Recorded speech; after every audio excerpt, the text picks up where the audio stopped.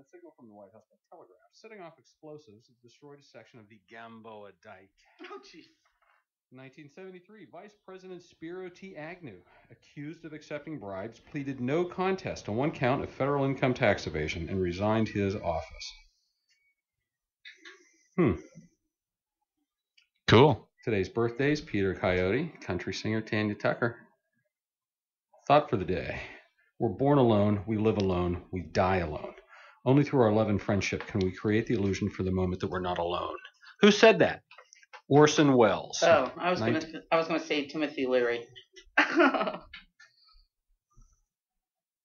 All right, you're listening to the Power 92.3 WKVR. This is Please Cancel Me. I'm JDox, and I'm here with a very special guest today, one who's been sort of a recurring non-speaking role character on the show for a while. I have my dad in the studio. Good afternoon, everyone. Yes, and we just got some interesting newspaper facts. So, today is October 10th, 2015. On this day, in the year 19 AD, Roman General Germanicus Julius Caesar, age 33, died in Antioch under mysterious circumstances, possibly poisoning. On this day in 1913, the Panama Canal was effectively completed as President Woodrow Wilson sent a signal from the White House by telegraph, setting off explosives that destroyed a section of the Gamboa Dike. In 1973, on this day, Vice President Spiro T. Agnew, accused of accepting bribes, pleaded no contest to one count of federal income tax evasion, and he resigned from office. Cool. I remember that. Mom, do you remember that? Mom remembers that. Mom's here, but she's not talking. She has a non-speaking rule today. Yeah. And in 2009, Roger Brokenbrough from Mount Lebanon won the 75 to 79 age group in the Ironman triathlon in Hawaii, grabbing the world triple crown in his sport. Today's birthdays: actor Peter Coyote is 74, and country singer Tanya Tucker is 57. She's just 3 months older than me. Oh, gosh. And then our thought for the day: we're born alone, we live alone, we die alone. I think these ones are plugged in. Only through our love and friendship can we create the illusion for the moment that we're not alone. Who said that, Jamie? Orson Welles. Born 1915, died in 1985. Cool. That's like a really interesting, surreal thing. Yeah. Reading the newspaper like on the radio. Right, I think that's right. cool. Well, that's the news on the power of 92.3 WKVR. See, he's a natural already. What's our first tune, Jamie? Got something boy. for my playlist? Yeah, we sure do. This time my dad sent specifically in a bunch of songs that like are not actually, from what I've seen, like the sort of idea of the old like classic rock stuff that you've been sending me, or that like I was playing last week, but it's like of the time frame, but it's some weirder stuff. Yeah. Like I got Jean-Luc Ponty, Cosmic Messenger from 1978. That's a classic. Jean-Luc recently passed away, I think. Oh, well. It's got really cool, surreal looking cover art of like the Silver Surfer or something. Yeah. So here's Cosmic Messenger. On the power of 92.3 WKVR. Yeah. Huntington, PA.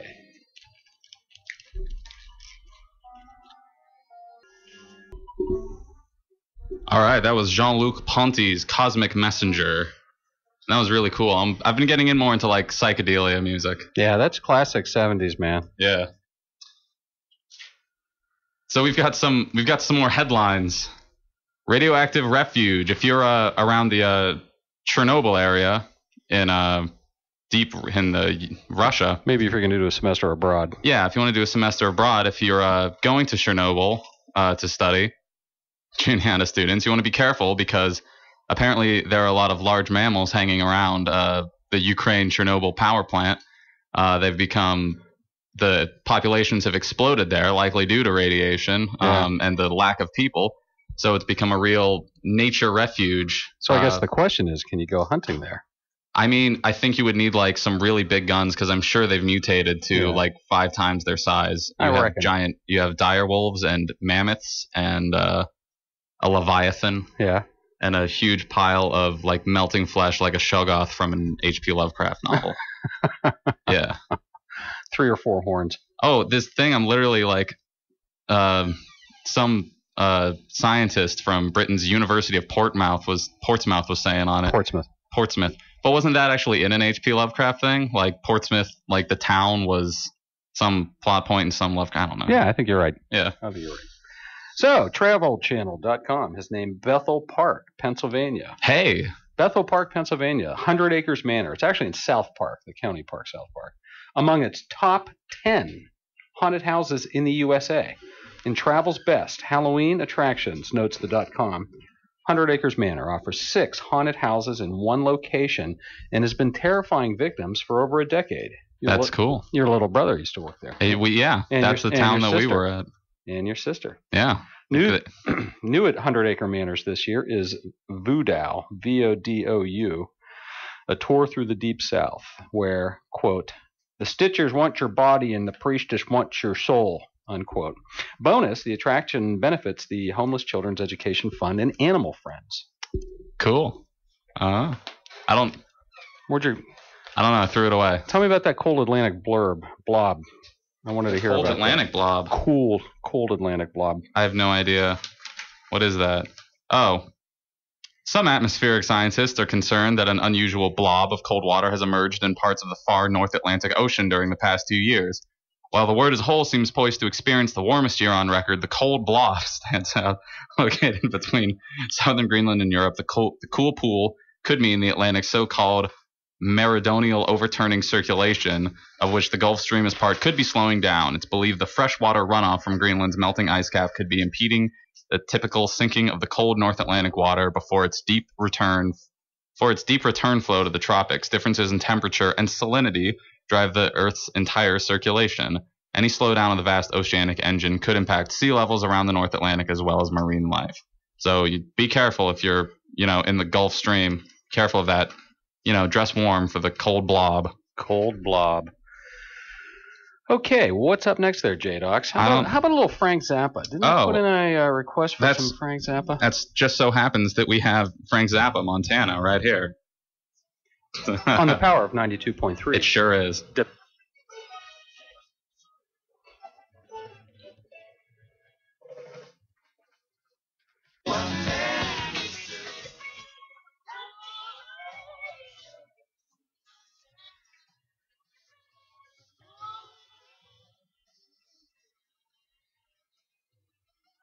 Yeah.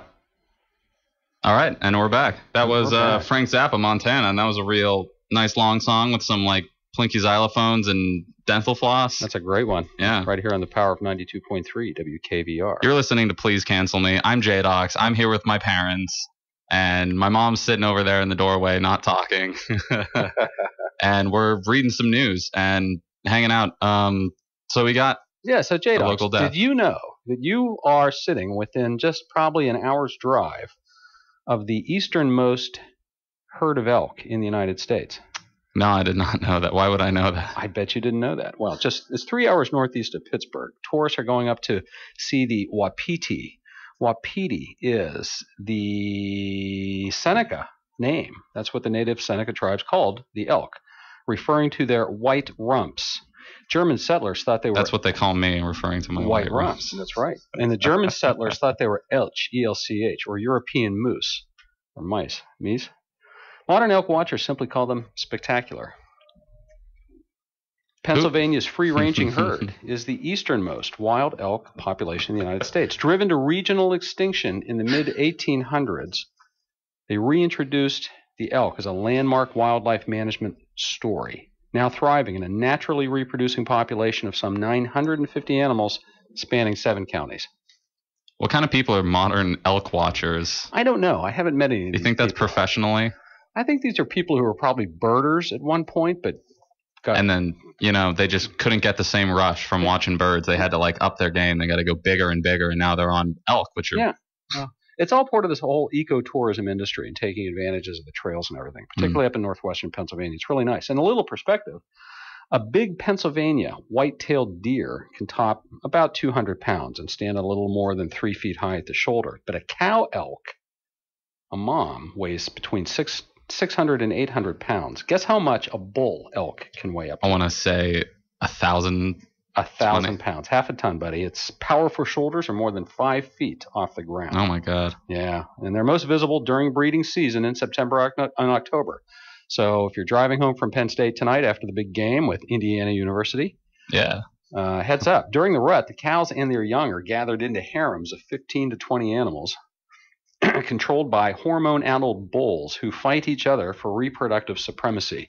What does that remind you of? I don't know who you're referring to. Come on, I was handing you a layup there for that one. I'm just hung up on the size of them. Yeah. Because I would say, like, if you hit like a deer or something, then like the danger of that is like if it came through the windshield, you would get stabbed by its antlers or something. But if you hit one of these bulls, it's like it just destroys your whole car. It's like hitting a Mack truck. Yeah. And the herd bull aggressively circles the harem, grunting or bugling a low bellow that rises to a high-pitched squeal.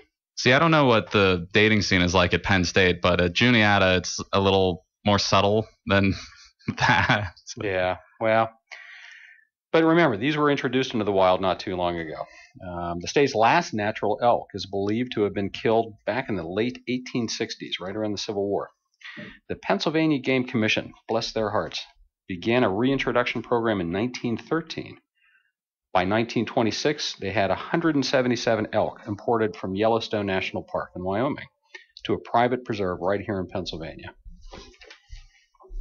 Are you throwing that to me? I don't know. What am I supposed to say about that? A private preserve in Pennsylvania? That's right. So some dude somewhere like owns a plot of land where they're just full of elk doing mating harems and circling with violence.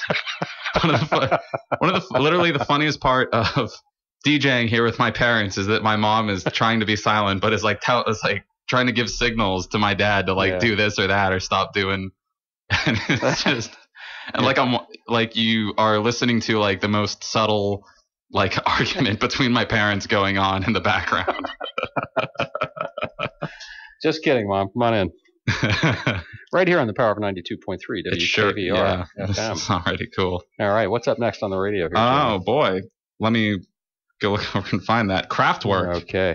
Autobahn. Yeah, this takes me back to Kiski, 1975.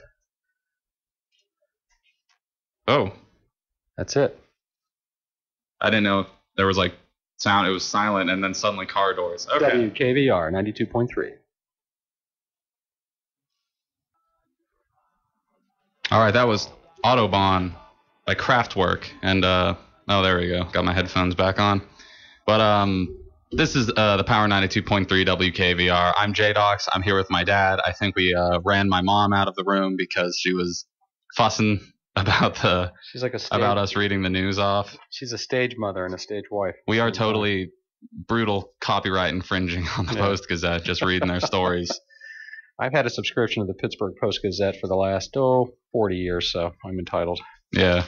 So the weather today: high 64, low 44 this morning. We had some sun clouds, but it's going to clear out. Tomorrow is going to be beautiful, sunny, warm, 70 degrees the high, low 50 in the morning.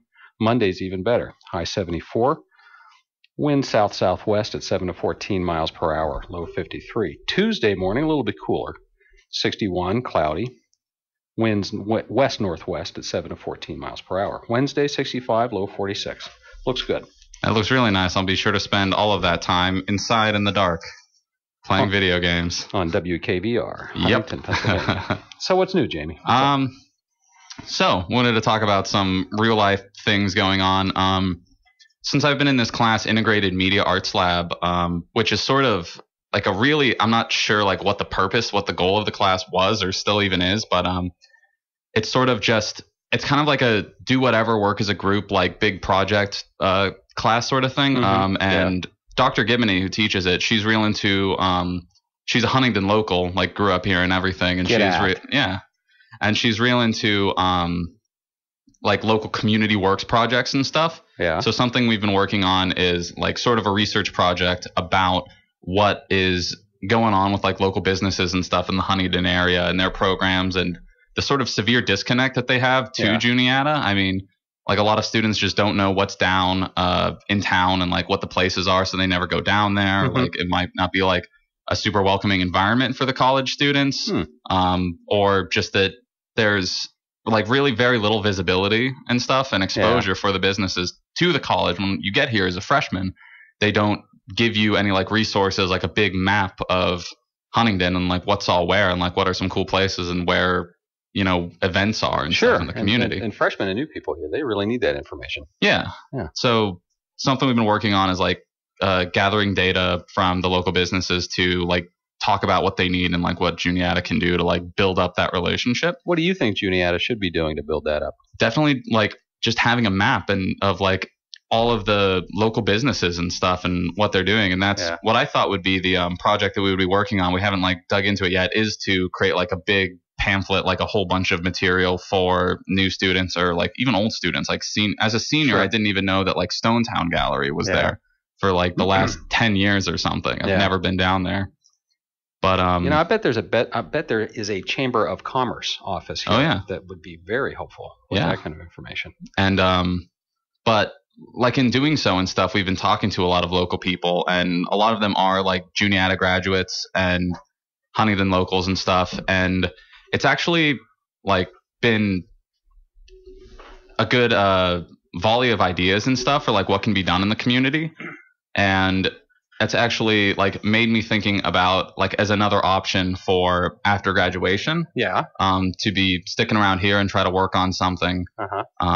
Because the Juniata has a JCEL. It's the Juniata Center for Entrepreneurial Learning or something. Okay. And we were just meeting the other day with the dude that runs that, Terry, and talking about stuff. And it's just weird, but I've been like sort of throwing around the idea of setting up like a recording studio, like, and renting out studio time to local musicians and stuff like that. That would be a potential like business thing that I would get into, or like be a part of after graduation, because we were talking to the women who run Stonetown Gallery, and they're super nice. And they were saying something that they wanted to set up. It's like, or would be hoping would get set up in Huntingdon, would be like a music shop or something. Oh yeah, and that's a great idea. Yeah, and like do like, you know, just sell music stuff, like have lessons. And then they were saying like, yeah, if we had connected to that, like rent out studio time to people, because there's like a lot of local musicians and artists and stuff that just nobody even knows about. Right. And so this is coming after me taking that like digital audio production class. I recorded a single for my buddy Mike Ebling, which I still need to go in and edit and master and finish up. Can't wait to hear it. Yeah. And but just that would be a cool thing that I might do if we get like a project like that running. Yeah. Especially since for some reason there's tons of like empty real estate around Huntingdon.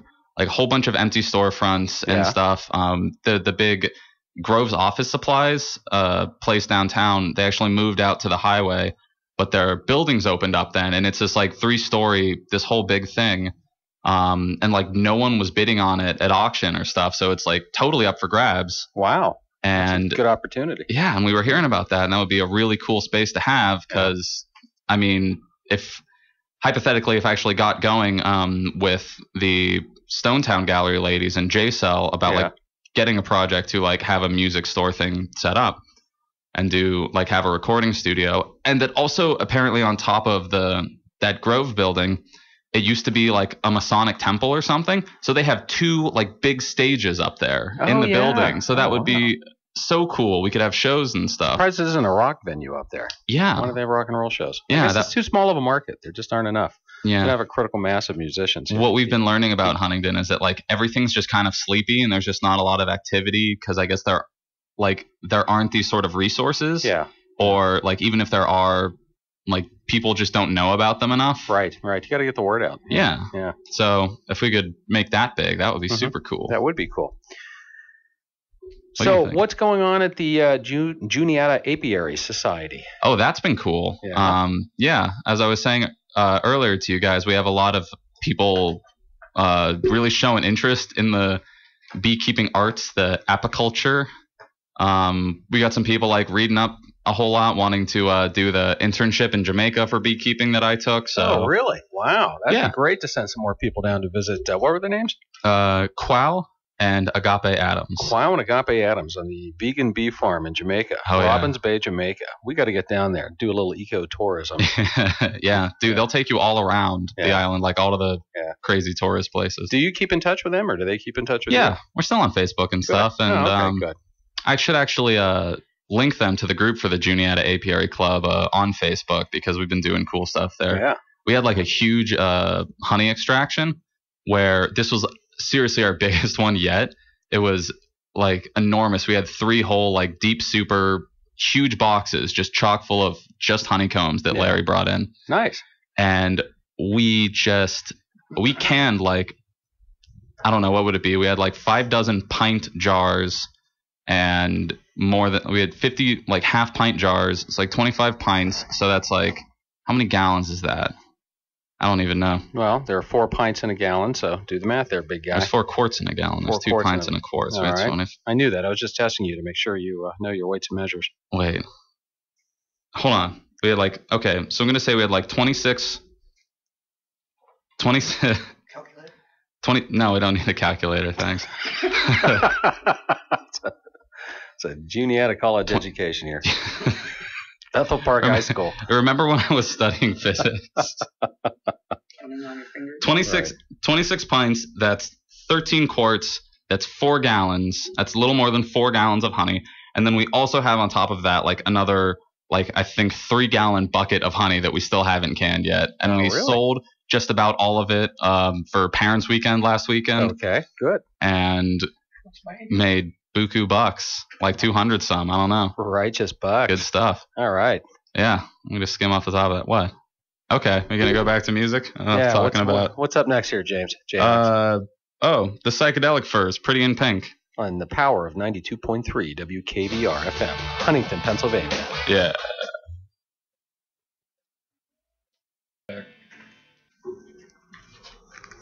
All right, that was Pretty in Pink by the Psychedelic Furs from the movie Pretty in Pink.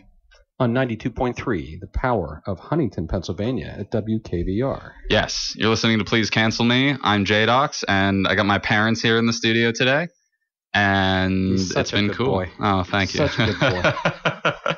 Well, as most of you probably know, we had a very disappointing turnout on Wednesday night. The Pittsburgh Pirates went down in ignominious defeat to our friends, the Chicago Cubs, in the wild card game. It was very disappointing because, well, first, it's one and done. This is, I think, the 3rd year in a row the Pirates have fallen in the wild card game. And it was particularly painful this year because, as most of you know, the Pirates had the 2nd best season in the whole major league of all the teams in the National League and the American League, 98 wins. And so they go out in one game to the Chicago Cubs. Yeah. Arrieta pitched a great game. I mean, the guy was brilliant, but it was just so painful to watch. The only chance the Pirates seemed to have in the 6th inning with 1 out, we had bases loaded, and Starling Marte, unfortunately, hit a grounder, and it was out in a double play. So at that point, I was either going to have to go to bed or have a nervous breakdown. Yeah. But, so, like, the Pirates are good. The Pirates are great, but it was a fluke wild card situation where we're only 2 games behind Chicago, or 2 games behind St. Louis, 2 games ahead of Chicago, and so to advance to the next round, you have to it's sudden death. It's a 1-game thing. I think they should expand it to at least a 3-game or a 5-game series. You can see why they wouldn't do a 7-game series. That would take forever, Yeah. World Series leads up in October, but it should be at least a 3-game series, I think. And I'm going to write to the Pirates owners and the general manager discuss this with them for next season. But so are they like booted out of it then? Yeah, they're out. They're eliminated. And but they had a great season, a wonderful season. And so a shout out to the Pirates on a wonderful 2015. But you were saying that like this keeps happening. So they're a really good team, but like when they always like get booted out. Yeah, it's just bad luck. It's just a bad streak we're on right now of losing in the wild card game in October. And so anyways. Yeah. So you were in Portugal. Yeah. Let's talk about this. I just returned from a 5-day whirlwind trip through Portugal with my brother Ned and 3 of our good friends, Eric Smith, Barry Armstrong, and Alan Wills. And Barry and Alan flew down from London to rendezvous with us, and the 5 of us rode BMW R1200 GS They're really cool. adventure bikes. And get this, we actually rented them at Hertz at the airport in Lisbon. You pick them up at the Hertz counter. You actually can rent these beautiful motorcycles in Europe. And so Ned and I rendezvoused in Lisbon, spent a night there, went to a Fado bar, which is sort of, for lack of a better way to describe it, it's Portuguese blues. And the next day we picked up our bikes at the Hertz counter and rode east for 3 hours to the town of Évora. Went to the the Capella dos Ossos, the Chapel of Bones. Oh, it's yeah. old monastery, this beautiful 13th century church, but they pretty much built the interior walls and ceiling and pillars and columns of bones, skulls and bones. What is it about like old European architecture, like that a lot of different places just decide, yeah, let's build it out of skeletons? Yeah, it was just great. It was wild. Yeah. I mean, in Paris, like a lot of dead people from the plague. Oh, yeah. Yeah. We got to do something with all these bones. They had a lot of building materials back then. So anyway, we cruised around Évora and we rendezvoused with the three Brits, Eric, Alan, and Barry. And we hit the road out of Évora. We got a late start. Unfortunately, we sat too long in a sidewalk cafe enjoying ourselves, and got a late start out of Évora about 4 p.m. and riding northeast to a place called Marval, right on the Spanish border up in the mountains, to stay at a monastery up there for the night. And so we're running out of Marval. We stop after about a half hour to get gas, and this is our first time we ever bought gas in Lisbon. And the funny thing about the gas pumps in Portugal is they sell diesel, but it doesn't say diesel on the pump where you grab the handle. It's called gasolio as opposed to regular gas, which is called gasolina. There's gasolina and gasolio. Well, we didn't know. And Eric Smith pulls up on his bike and just grabs the thing and starts filling it up. He probably put in about a liter of diesel into this BMW, which is like a human being ingesting a liter of poison all in one gulp.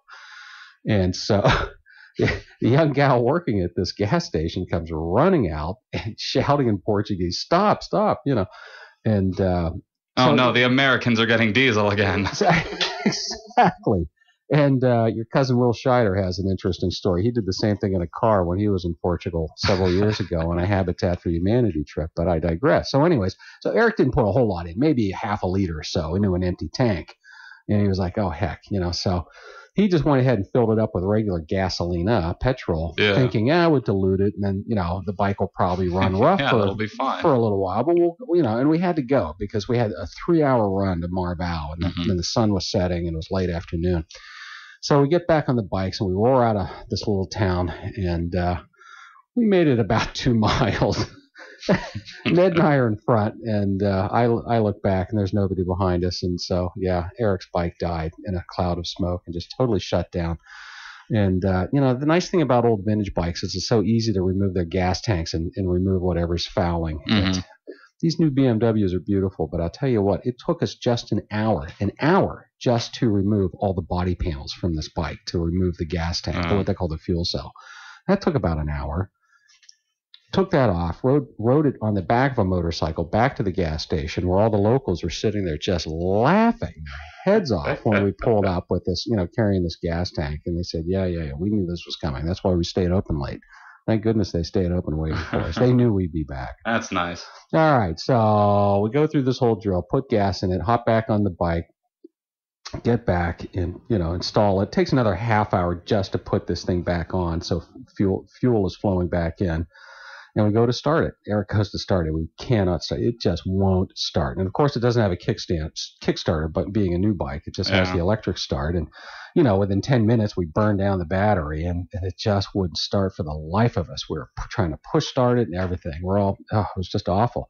Okay, now it's really getting dark. It's dusk. And Barry, brilliant man that he is, came up with a bright idea. How about if we pour some gasoline down into the air filter? And sure enough, it fired right up. So it took another hour then to reassemble everything back onto the bike. Long story short, as soon as it was pitch black, we were ready to go. And we hauled butt up to Marval and made it that night, very late at night. But that was the only big disaster of the trip. From there, we went on to a place called Covila, way up in the highest point of Portugal. I had no idea Portugal had such beautiful mountains. we were up at about 7,000 feet in a place called Val de Glacier, the Glacier Valley, and it was just astounding. So anyways, I'll come back to that in a few minutes. But up next, we got the Smithereens, Only a Memory. This is all off of my dad's playlist that he sent me for this. On the power of 92.3 WKVR FM, Huntington, Pennsylvania.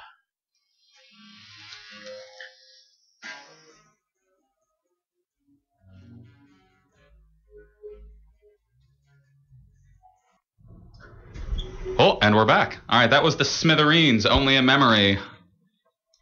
And this is the Power 92.3 WKVR. I'm JDox. The show is Please Cancel Me, where I'm here with my parents today. This is our parents' weekend. Unlike last one, because it was too full of parents. It was oversaturated. But, yeah. Well, pick the perfect weekend to come up here. Yeah. Speaking of parents, well, when I was a kid, my brother and I both used to be paper boys. We delivered the Post-Gazette, Pittsburgh Post-Gazette, early in the morning. And, back in the 60s, that was a real common thing. Kids always did that. You don't see kids delivering papers. Do you ever see kids delivering newspapers anymore? I mean, they probably wouldn't be able to hire children to ride a bicycle on the street because that sounds really dangerous. That would be a big liability thing nowadays. Yeah, but back in the day, my brother and I, we would get up at like 4:30 in the morning, ride our bikes in, rain or shine, no matter the weather. Usually take our dog, our Cocker Spaniel, with us. And but there was another kid in the neighborhood, lived on the street down from us in Mount Lebanon. I lived on Beverly Road. He lived on Arden. His name was Steve Wiley. Steve was a couple of years older than me. He was a good guy, real nice guy, and a good baseball player. And I remember him really well. And the reason I bring it up is his father passed away. And I read his obituary this morning, and it really, it reminded me of so much about the 60s and growing up and knowing these guys, our father's generation who were all World War II vets. And, they grew up in the Depression. I mean, these were Depression-era kids who, by today's standards, I mean, it's just a totally different universe back then. But William Wiley passed away. He was 90, and he was a member of the greatest generation. In fact, he was one of the greatest of that generation. He survived being shot down over Germany in World War II, and he went on to become the business editor of the Post-Gazette. And as I mentioned, he died Tuesday at his home in Mount Lebanon. Mr. Wiley joined the Pittsburgh Press in 1955 as a copy editor, and he served as the business editor in the 1970s and early 80s. And I remember his writing, and this is when Pittsburgh's steel industry collapsed. Well, the whole national steel industry collapsed, and Pittsburgh was hit particularly hard because, as you all know, Pittsburgh is the steel city, big steel city. So, but he was well known among the city's business leaders and is respected at the paper. He was just a really nice guy.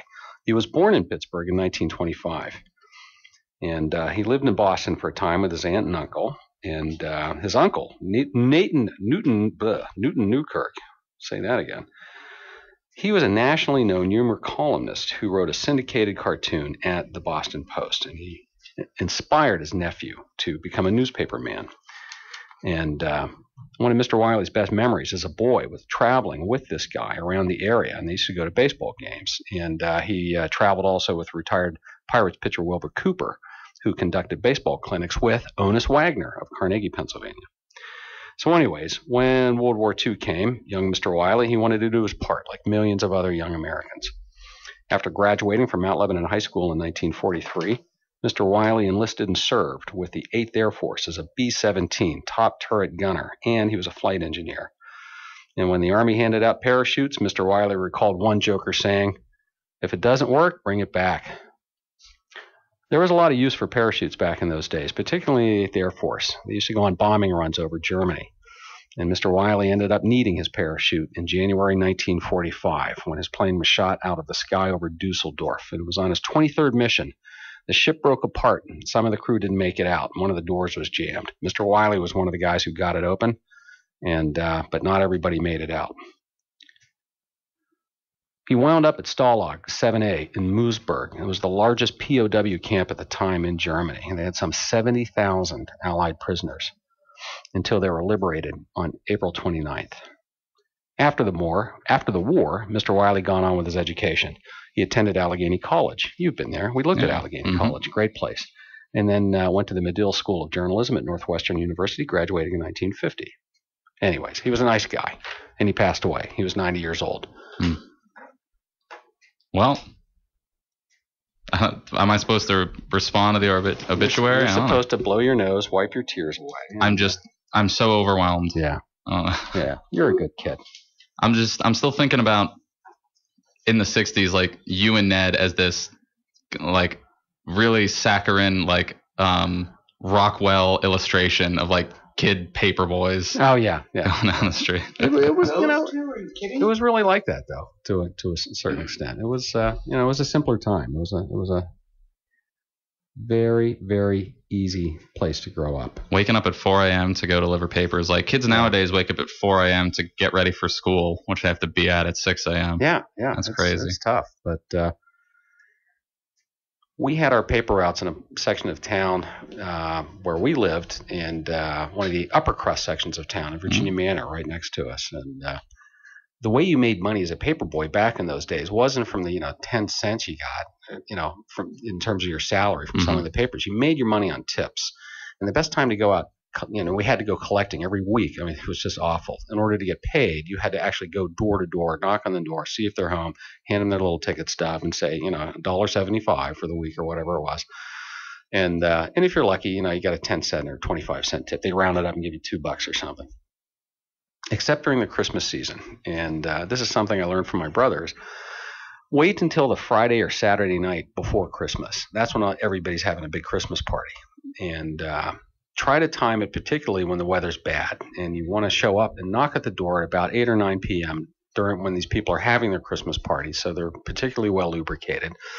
And you'd stand there very, cold and shivery in some little thin jacket trying to get your... With like a wool cap and a crutch, and you're just like, please, sir, money for the paper. Please, sir. And and I remember one year, my brother came home. I think he had about $300 in tips he made on one night. And $300 back then, I mean, it might as well have been like $300,000 to us. I mean, we just couldn't believe how much money this was. So, what do you spend that on as kids in the 60s? A lot of candy. Yeah. A lot of candy. So anyways. I mean, like nowadays they wouldn't do like paperboy stuff, like kids biking on the street early in the morning or something. It'd be like crazy dangerous. Well, we should get ham radios, CB radios, citizens band radios. Before the internet. Yeah. Before free communications with cell phones, we had CB radios. That was free.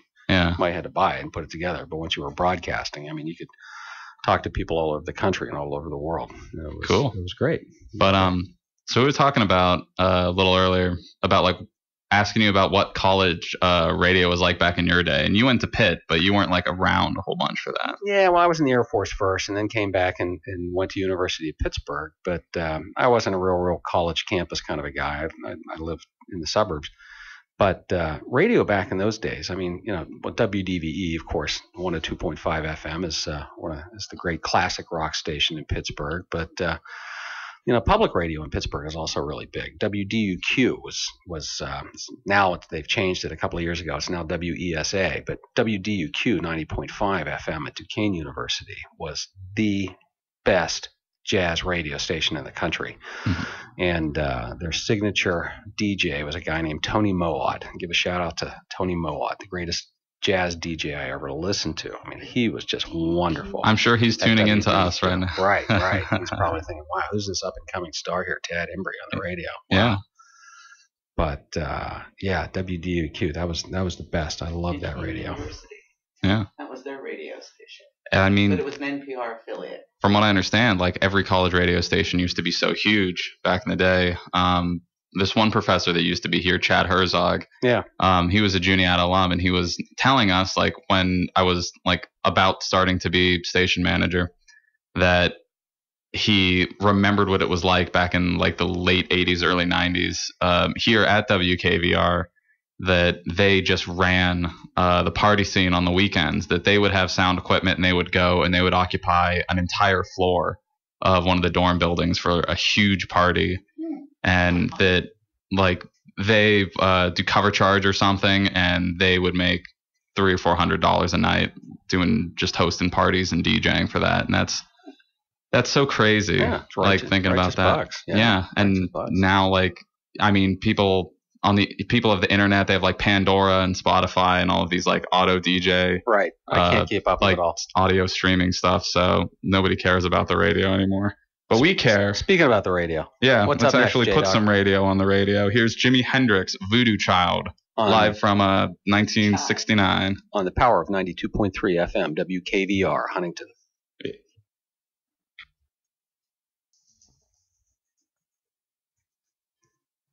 All right, that was Jimi Hendrix, Voodoo Child. Voodoo Child, no D in that. I mean, it's spelled, but you're not supposed to pronounce it like that. Yeah. And that's like a 14-minute thing, so we're not going to play the whole thing.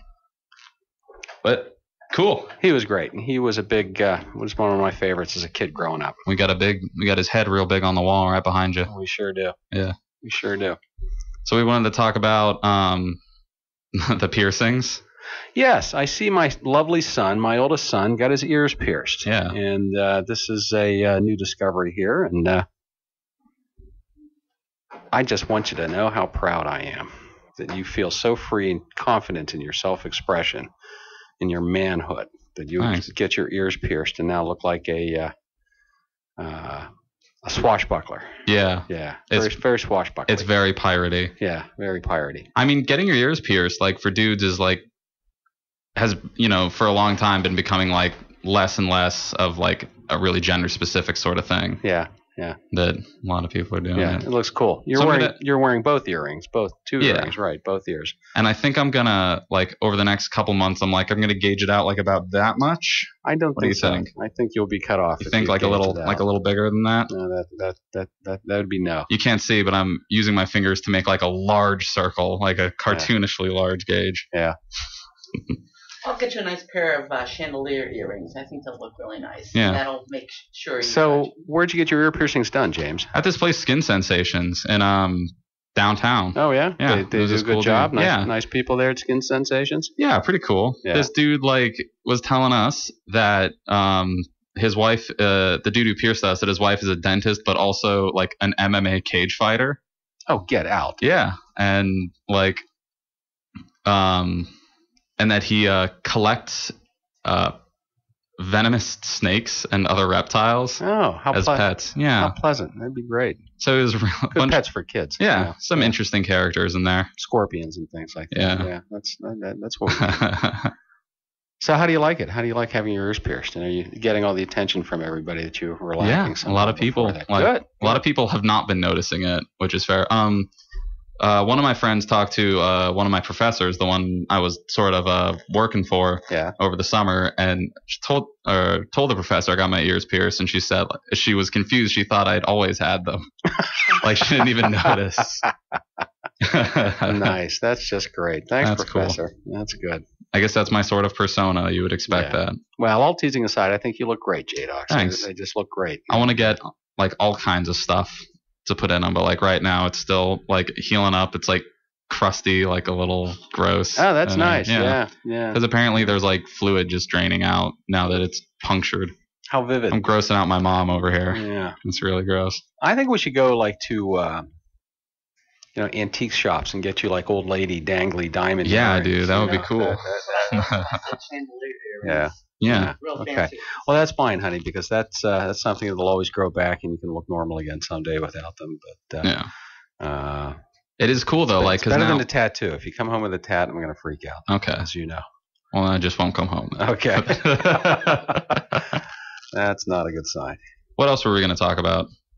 We had just this gender bending. This is exactly. Oh yeah.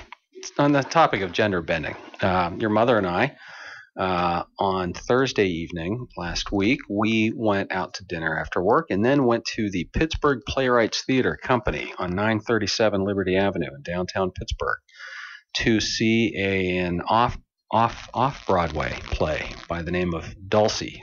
Mm-hmm. Dulcy.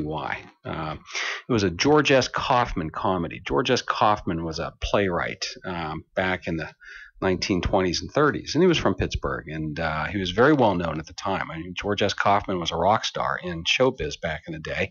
Did a lot of Marx Brothers movies, Duck Soup and Night at the Opera. Yeah. Those were some of his great ones. But Dulcie was another play he wrote, and now it's been adapted and sort of revised, brought to modern standards by the Pittsburgh Playwrights Theater Company on Liberty Avenue downtown. So I highly recommend this. It was a great show. So your mother and I enjoyed the show, and then took a evening stroll down Liberty Avenue and popped into a little pub for a little snifter before the ride home.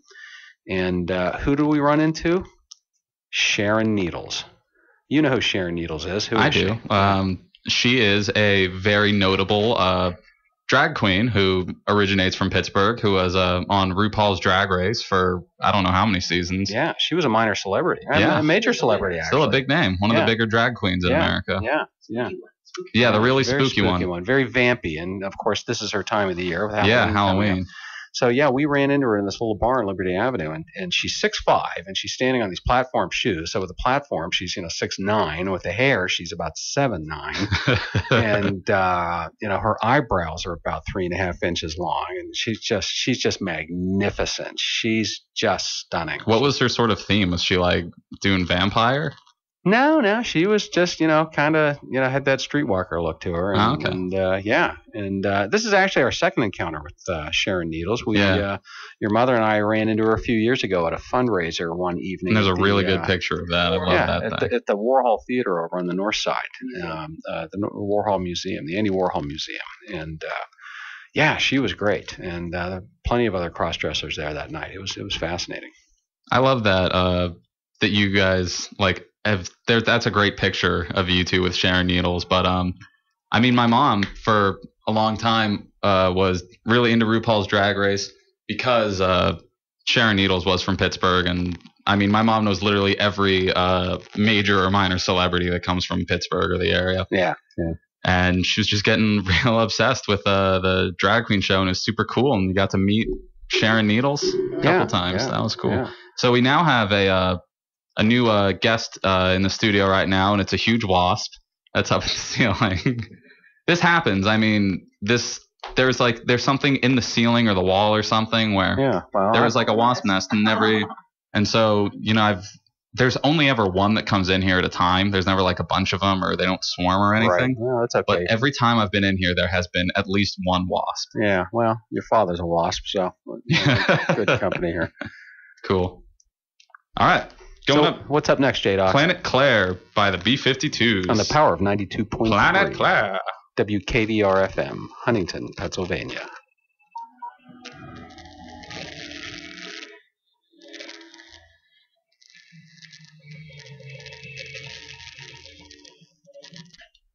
That was Planet Claire by the B-52s, and it's not an episode of Please Cancel Me if we're not scrambling to get the mics back on and come back. That was a close one, JDox. Yeah, always still learning how to use this equipment and stuff, but B-52s is cool because it's just a weird dude with a weird voice who doesn't sing but just talks in his weird voice over the music. 3:23 p.m. here at WKVR FM 92.3. So, do you want to read it?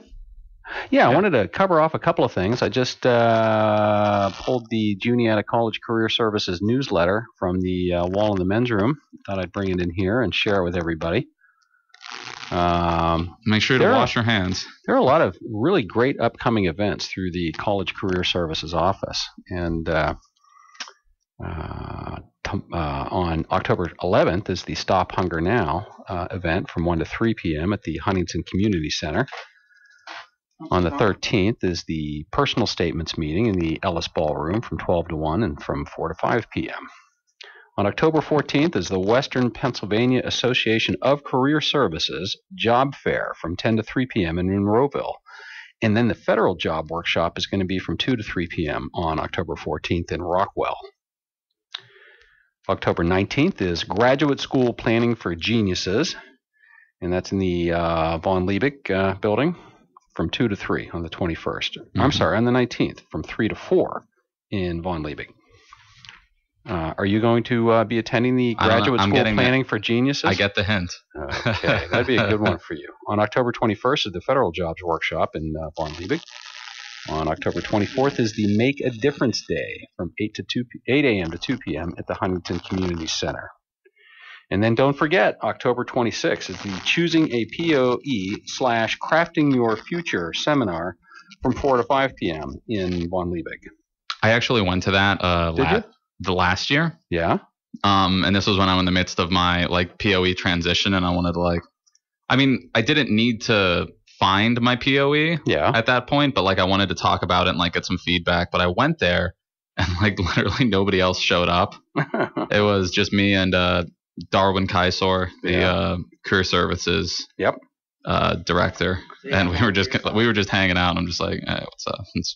And then coming up is the summer intern presentations meeting. That's on Monday, October 12th, this Monday at 8 p.m.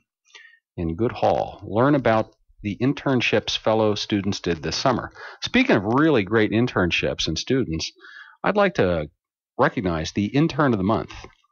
Over the summer, student Kate Bach had a marine internship with Oceans Campus. I don't know what that is, but I'm going to have to look up Oceans Campus. The internship was an opportunity to learn about marine research and get hands-on experience with marine research techniques. Kate got to perform tasks that helped ongoing research projects, including chumming trips for identifying the white shark population. Radical. Chumming in Mossel Bay. Don't know about sharks. Where's Mossel Bay? Kate, we need to hear from you. Where's Mossel Bay? Yeah, Kate, if you write in. So, it's chumming trips, marine husbandry. What does husbandry mean? It's like animal husbandry, like just dealing with sea creatures. Marine wifery? Is there any of that? I don't know. It's like wifing out. Why is it just husbands? Culture, I think. Why do husbands have to? I don't know. The patriarchy. It's a lot of work. There was maintenance for a small aquarium, fishing for and tagging smaller sharks. Oh man. Counting seals coming to and leaving Seal Island. That sounds cool. Seals. Welcome to Seal Island. Oh, and get this, and they're towing decoy seals to assess white shark predation strategies. Oh my God. So that you could go do an internship about like dragging fake seals through the water to try to get sharks to freak out. Gee, what could go wrong? Oh my God. Well, that's why I have your chum. Oh man, yeah, bring some chum, kids. Sounds actually rad. I would love to work with sharks. It does. We need to hear from intern of the month, Kate Bach. It says here that my whole running theme is sharks. After placing small sharks into tonic immobility and inputting data from chum trips and more, she feels that, quote, I learned a lot of useful and marketable skills that are definitely going to help in my field of work. I also got to see firsthand what field research truly looks like and what it entails. Well, Kate Bach will graduate in 2017, and she plans to go to graduate school and earn her master's degree, presumably in marine biology. Her internship made her consider a foreign graduate school rather than one in the U.S. and gave her a big place of interest for future employment. So, congratulations again, intern of the month and Juniata College student Kate Bach. I might ask her. I want to see what that internship is because I'm gonna go do some stuff with sharks. Yeah, maybe bring her on the radio show next week. I want to hear about this. So, last weekend at the Parents' Day thing, a local craftswoman of knitted apparel and all sorts of other things. Mm-hmm. She was also selling anti-finning stickers, which you can see I have on my computer if I not mess this up. But like because her son is a marine biologist and he does that, but there was like a website that I referenced. It's just called sharks.org, where you can go and like how you would adopt like a highway or like adopt a star or something. Sure. You adopt a shark and it's like, and they tag it and then that's like your shark and then they'll like trace it and follow it around and stuff. And like if it like turns back up sooner or later, like at a beacon or something, if it like turns up again, they'll like send you an email like, oh, we spotted your shark. It's here and it's going this way. And it's like, that's cool. That's great. I'd like to have a shark. So did you know that the Career Services Office is planning a professional development series, and it's open to any student during the fall semester? This is a great opportunity to develop the materials you will need for successful job and internship graduate school research. All participants who register and complete all 4 sessions will earn a free Juniata College portfolio. That's got a $30 value, so space is limited. Get in there. Some of the things they have coming up. On November 2nd, it's the Integrating into a New Community workshop. Guest speaker will be Brenton Mitchell from the class of 06. He's the program manager for World in Conversation. That's a Center for Public Diplomacy. And that'll be November 2nd from 7 to 8 p.m. at BAC. What's BAC, kid? That's the Brumbaugh Academic Center. Thank you. I knew that. I was just checking it. Sure. you're actually going to school here. Yeah. There's the Global and Local Opportunities and Expectations, Your Future Awaits You meeting Monday, November 9th from 7 to 8 p.m., also at BAC. And the guest speaker is going to be Greg Johnson. He's president and CEO of SRS Group. And don't forget to sign up for November 16th. That's the day they're going to have the Your Inner Confidence, Make It Work for You seminar. And that's from 7 to 8 p.m. in BAC. And your guest speaker will be Donna Vogel. She's the retired director of the Professional Development Office at Johns Hopkins Medical School. Wow. So yeah, that's a lot of good stuff going on through Career Services. That's something I'd like to attend. And then finally, I just want to mention the Secret Sauce for Success, whatever this is, Monday, November 23rd, 7 to 8 p.m. at BAC. Guest speaker for the Secret Sauce for Success will be Susan Penning, and she's the owner of the livingrich.onless.com website, something we should all check out, livingrich.onless.com. Cool. All right. So, yeah, check out the Career Services office. Go put that back in the bathroom. Great stuff going on there. Great stuff. Yeah. Oh, I also want to mention, finally, just the Make a Difference Day on October 24th from 8 a.m. to 2 p.m. This is a National Service Day sponsored by USA Today. Students will join community partners and members for a day of service. To sign up, please email studentcomserve@juniata.edu or check them out on Facebook. Lunch will be provided. So I'll see you there. I'll see you there. All right. They give me the signal again. Switch over to Creedence Clearwater Revival, Looking Out My Back Door. On the power of 92.3 WKVR, Huntington, Pennsylvania.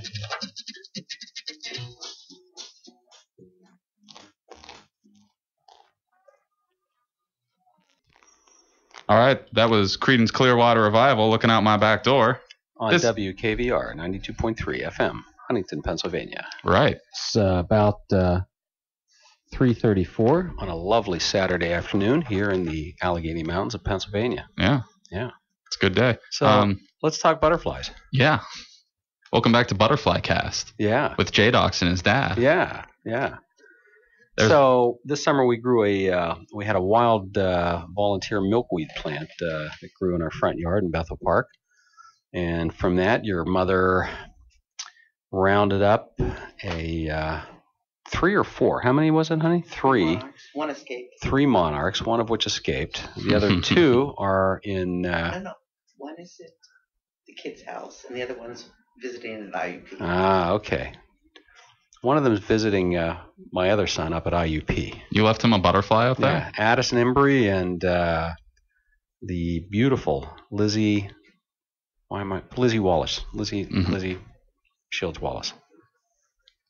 And the two have adopted. So, and the two black swallowtails. 2 black swallowtails. So they're in their pupal stage right now, chrysalis stage, and they will soon bust out and take wing, let their wings dry a little bit, and then they will be released. And they say the late bloomers, the ones in the late part of the summer, early fall that hatch, are the ones that actually do the long distance migration. And this guy's going to bust south out of our house, and the one up at IUP will bust out too, and they'll be on the wing before you know it. Probably within the next what do you think?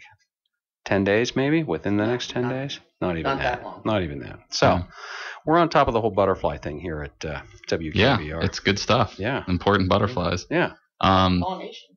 Yeah, pollinators. Because the reason we brought it up is we wanted to talk to you about your wonderful butterfly project. This is nothing new to the Embry family. We've been raising butterflies for many years. You had a science project about it. Oh yeah, right? I remember that. What grade was that? I don't know. I think it was first or second grade. And we did that. We rounded up a bunch of caterpillars and then put them in a little arboretum or a terraria or something, and formed their cocoons, and we just watched, and we kept track, and over the course of a week or two, and we had some butterflies then, and we still have in our house that the poster board for it that's been hanging there. Right. Yeah. Yep. From the science fair. Yeah. Good old science fair. Yeah. We're semi-hoarders, so we kind of keep those things sitting around just because they're cute, and your mother will never let me move it.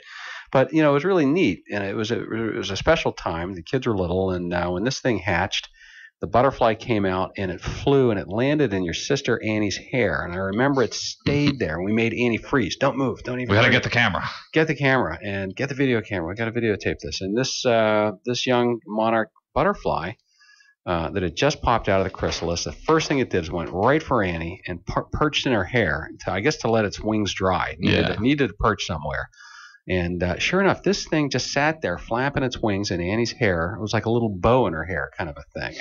And for about 10 or 15 minutes. And then it flew off. And goodbye, Mr. Butterfly. What was that butterfly's name? It had a name. I had no idea. Mr. I don't know. Flutterby. Mr. Flutterby. Mr. Flutterby. Yeah. Cool. Yeah. And years later, real interesting, Annie goes to Sweetbriar College, which has one of the most world-renowned monarchs.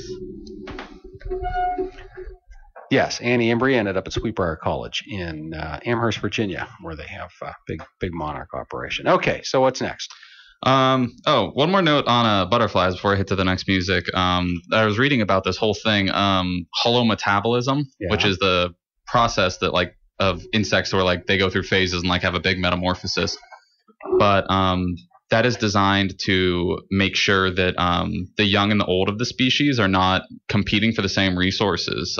Their body changes so much. Like caterpillars eat the leaves, but the butterflies come out and they're eating nectar and pollen and stuff from flowers, and that's an evolutionary thing, so that they're not consuming the same food and they're not trying to get the same resources out of the ecosystem. So the young stage and the old stage are on certain different planes like that. Yeah. So they don't interfere with each other. That's great. That's just cool. Great. Yeah. Our 92.3 WKVR. This is Please Cancel Me, where I'm JDox and I'm here with my dad, and we're talking about Portugal and butterflies and all kinds of stuff. Yeah. So what are we going to talk about next, big guy? I don't know. We just said what we were going to do, and I've already forgotten. Okay. Well, let's think of something else then. Now we're right on the spot. It's 3:41 p.m. on Saturday, October 10th. I can't even remember. I'm freezing up. What was it? This is Please Cancel Me. That's the whole theme, is that I'm screwing it up. I forget things, but that's the sign of a misspent youth. Yeah. Well, meanwhile, we're going to address a lovely piece of mail that came in. Yeah, you got a letter from one Mr. Wild. And first off, he's got really cool handwriting. But he lives in that gated community here in town, right? Yeah. SCI Huntington. They got a lot of gates. Yeah. Well, thank you for your letter, Mr. Wild. Yeah, thank you for sympathizing for how much of a train wreck I was last week. I don't have enough cocaine to go full Charlie Sheen mode, but I'm working on that. My buddy Caleb, actually, he's not here anymore, so I don't have Yeah. I'm just trying to scare my parents. You're kidding, of course. Yeah. Yes, I know. So the earrings were supposed to be a joke too, right? They're not really earrings. Yeah, here, well, I'm just yank it out. Right. Show you. Yeah. They're not real. Yeah, they look great. But Mr. Wild writing in, thank you very much. I'm thinking about if there's a place we can post the songs that we do on our default rotation, but it is a huge playlist. If you say you have a tablet or something, then I don't know if you know the lyrics. You might just be able to Google that or something, but we will help you out. Let's see. You can definitely send lyrics or anything to us, and we'll try to figure it out and help you out with that, and we'll play those on the show next time. Let's see. And if anybody else wants to write a letter into WKVR, what's the address here, Jamie? Oh, boy, that's sure. Thank you for the segue. You can send that to Juniata College, Box 726. On 1700 Moore Street, Huntington, PA, 16652.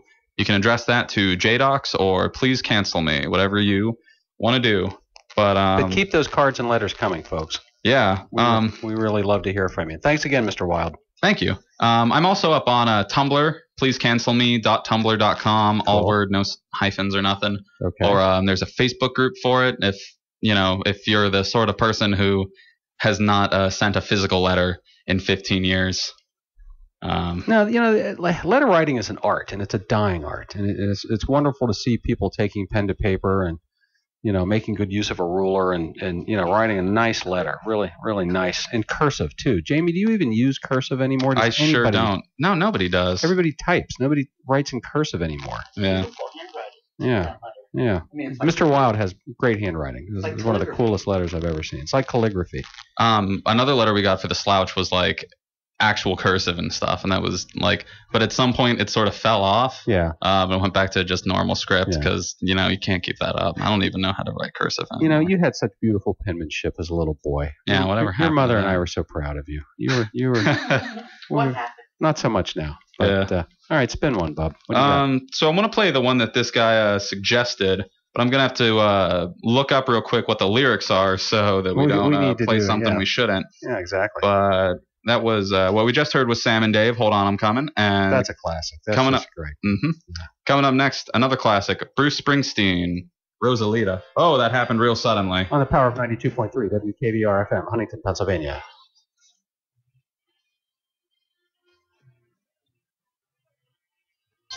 All right, that was Bruce Springsteen, Rosalita.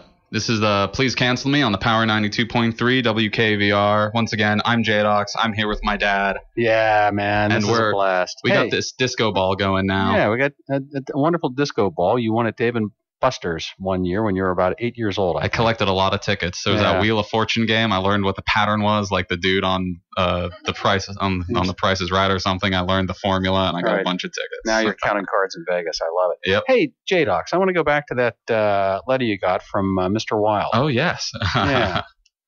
Did he have a request? Yeah, he did have a request. He wanted Get Free by Major Lazer, and I had to look up the lyrics for that real quick, make sure that when he cusses in it. But do a quick scan on that, make sure it passes the yeah test. But Major Lazer is real cool. I'm pretty sure it's Jamaican. I saw like they have like a cartoon that goes along with it on the Adult Swim show, and it was like I just watched the one episode where they fight like literally a giant marijuana monster. Cool.